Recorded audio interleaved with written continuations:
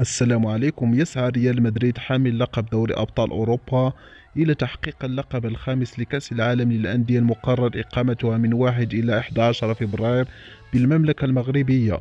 وسيكون فريق العاصمة الإسبانية المرشح على الورق في تحدي صعب أمام فرق يحظوها طموح كبير للوصول إلى النهائي والفوز باللقب.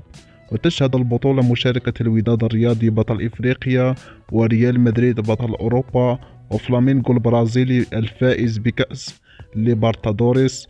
وسيعتل ساندرواس الأمريكي المتوج بدوري أبطال الكونكاكاف، والأهلي المصري وصيف بطل إفريقيا، وأوكلاند سيتي النيوزيلندي الفائز بلقب دوري أبطال أوقيانوسيا، والهلال السعودي بطل آسيا.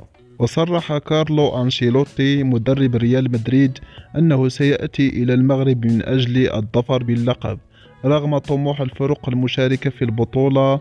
وأضاف أن المغرب يستحق تنظيم هذه البطولة وبطولات أخرى عالمية نظرا لتوفره على أجواء رائعة وملاعب كبيرة جدا تتوفر على إمكانيات كبيرة.